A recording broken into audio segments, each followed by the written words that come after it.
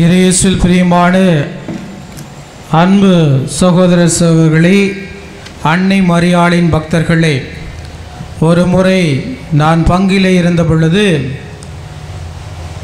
திருமண விழாவிலே தங்களுடைய திருமண நாளை குறிப்பதற்காக ஒரு குடும்பத்திலிருந்து வந்திருந்தார்கள்.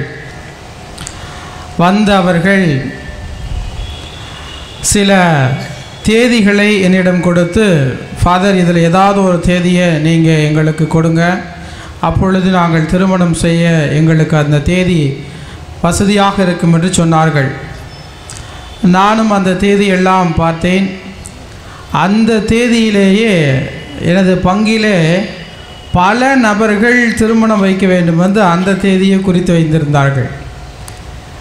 எதனால் இந்த தேதி எல்லாரும் கரெக்டாக கேட்குறாங்க அப்படின்னு சொல்லி அவர்களிடம் கேட்டேன். உங்களுக்கெல்லாம் பதில் தெரிஞ்சிருக்கும். ஏன்?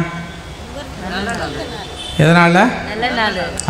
நல்ல நாள், அந்த தேதி தான் நல்ல நாள் அப்படின்னு. ஃபாதர் இதில் எங்களுக்கு குறித்து கொடுங்க. எப்பா, ஏற்கனவே 3 நாளுக்கு திருமணம் அந்த தேதியில் இருக்குது, நீங்கள் இந்த தேதி கொடுக்குறீங்க, வேறு ஒரு நாளில் கூட வச்சுக்கலாமே அப்படின்னு. இல்லை ஃபாதர், அன்னைக்கு தான் நல்ல நாள் அப்படின்னார். என்னப்பா நீங்கள் நல்ல நாளெல்லாம் பார்க்குறீங்க, நல்ல நேரம்லாம் பார்க்குறீங்களே அப்படின்னு சொன்னோன்னையும் அவர் உடனே யோவான் நற்செய்தி 2ஆம் அதிகாரம் எடுத்து எனக்கு வாசிக்க ஆரம்பித்தார். என்ன அது அப்படின்னு சொல்லி நானும் எனக்கே நற்செய்தியை வாசித்து காமிக்கும் பொழுது ஒரு ஆச்சரியமாகத்தான் இருந்தது. அதில் அவர் சொல்லுகின்றார், அவர் இயேசுவே கோட் பண்ணுறாரு, இயேசு கிறிஸ்துவே கோட் பண்ணுறாரு. என்ன கோட் பண்ணுறாரு? ஆண்டவர் இயேசுவே சொல்லியிருக்காரு, எனது நேரம் இன்னும் வரவில்லை. ஃபாதர் பார்த்தீங்களா, ஆண்டவர் இயேசுவே சொல்லியிருக்காரு, எனது நேரம் இன்னும் வரவில்லை. அப்போனா அதில் ஏதோ நல்ல நேரம் இருக்குது, கெட்ட நேரம் இருக்கிறனால தான் ஃபாதர் அப்படி சொல்லியிருக்காரு அப்படின்னு சொல்லி அவர் என்னை குறிப்பிட்டார். உங்களுக்கு ஒரே சந்தோஷம். அப்பா, நான் இவ்வளோ நாளாக நல்ல நேரம் கெட்ட நேரம் எதனால் நினச்சிட்டு இருந்தேன், பரவாயில்ல, பைபிள்லேருந்தே ஒரு கொட்டேஷனை ஃபாதரே எடுத்து சொல்லியிருக்காரு அப்படின்னு நினச்சிருக்கீங்க. அது கிடையாது பிரியமானவர்களே. அங்கே எது நமக்கு நல்ல நேரம் என்றால், இறைவனுடைய பிரசன்னம் எங்கே இருக்கின்றதோ அது எல்லாம் நல்ல நேரம்தான். எது நமக்கு நிறைவை தரும் என்றால், இயேசுனுடைய இருப்பு எங்கே இருக்கின்றதோ அது நமக்கு நிறைவை தரும். அதிலும் இன்னும் சிறப்பாக அன்னை மரியாள் எங்கே இருக்கிறாங்களோ அது எல்லாமே நல்ல நேரம்தான். இயேசு கிறிஸ்து எனது நேரம் இன்னும் வரவில்லை என்று சொன்னாலும் அன்னை மரியாள் பணியாளர்களை பார்த்து சொல்லுகின்றார், அவர் உங்களுக்கு சொல்வதெல்லாம் செய்யுங்கள் என்று ஒரே வார்த்தையிலே அவர் முடித்து விட்டார்.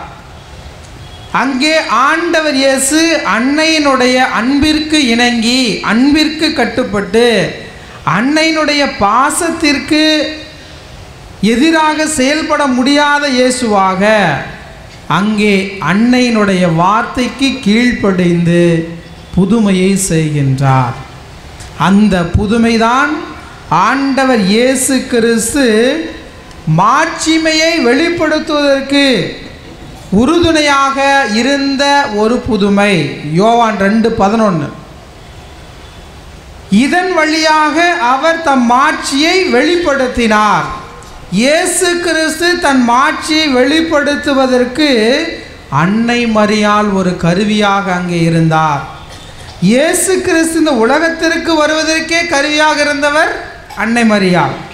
அந்த அன்னை மரியாள் இயேசு மாட்சிமை அடைவதற்கும் கருவியாக இருந்தார். நாம் உலகம் மீட்படைவதற்கும் அன்னை மரியாள் ஒரு கருவியாக துணை நின்றார். இன்றும் நாம் நிறைவை அடைவதற்கும் அனைத்து நலன்களையும் பெறுவதற்கும் அன்னை மரியாள் நமக்கும் ஒரு கருவியாக இருப்பார். லூர்து அன்னை என்றாலே குணமளிக்கின்ற அன்னை. லூர்து அன்னை என்றாலே நோய் தீர்க்கும் அன்னை.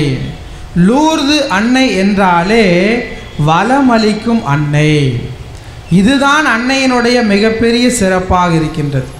யாரெல்லாம் லூர்து அன்னையினுடைய கெபிக்கு செல்கிறார்களோ அங்கு இருக்கின்ற இடத்திலே நீரூற்றிலே திருப்பலி பங்கேற்று அங்கே அன்னை மரியாளிடம் ஜெபிக்கின்றார்களோ அவர்கள் அனைவரும் நலனை பெற்று கொண்டார்கள், நோயிலிருந்து விடுதலை பெற்றார்கள், கவலையிலிருந்து அவர்கள் விடுபட்டவர்களாக மாறினார்கள். இதுதான் அன்னை தருகின்ற மிகப்பெரிய சிறப்பாக இருக்கின்றது. ஒரு மனிதனுக்கு மனநோயோ உடல் நோயோ என்ன என்று பார்த்தால் அவர் தன்னுடைய முழுமையான நிலையிலிருந்து சற்று குறைவுபடுவதுதான் நோய்.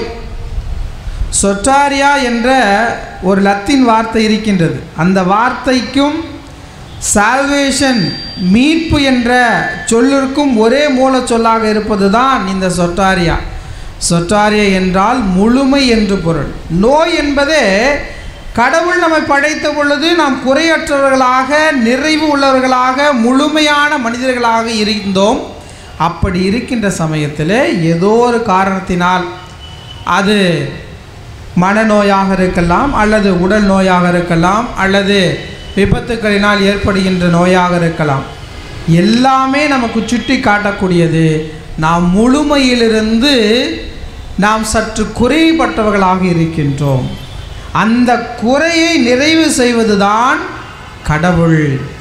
இன்று கானாவூர் திருமணத்திலே எப்படி திராட்சை ரசம் இல்லாமல் அங்கு குறைவாக இருந்ததோ அந்த குறைவான நிலையிலே ஆண்டவர்களை ஆசீர்வதித்து அதை நிறைவான முழுமையான ஒன்றாக மாற்றினாரோ அதே போன்றுதான் நாமும் நோயிலிருந்து விடுதலை பெறுவதும், நம்முடைய மனம் சாந்தி அடைவதும், அமைதி பெறுவதும், நிம்மதி அடைவதும் நாம் குறைவிலிருந்து நிறைவை பெறுகின்ற ஒரு நிலையை குறிக்கின்றது. எனவே ஆண்டவரிடம் நாம் வருகின்ற பொழுது நிச்சயமாக நாம் குறைகளற்றவர்களாக, நிறைவு பெற்றவர்களாக இருப்போம். ஆண்டவர் நம்முடன் இருப்பது எல்லாமே நமக்கு நல்ல நேரம்தான். மரியாள் நம்முடன் இருக்கின்ற நேரம் எல்லாமே நமக்கு வளமையான நேரம்தான்.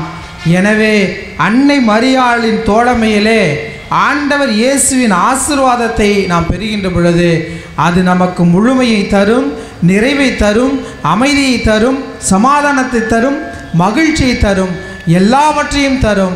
நாம் எல்லாவற்றையும் பெறுகின்ற எல்லா நாளும் நமக்கு நல்ல நாளே. இன்றும் நாம் நல்ல நாளை பெற்றிருக்கின்றோம்.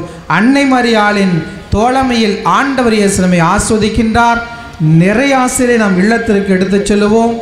எந்த குறையும் இல்லாதவர்களாக இயேசுவை போற்றக்கூடியவர்களாக மாறுவோம். அன்னை மரியாளை தொடர்ந்து நாம் வணங்குவோம்.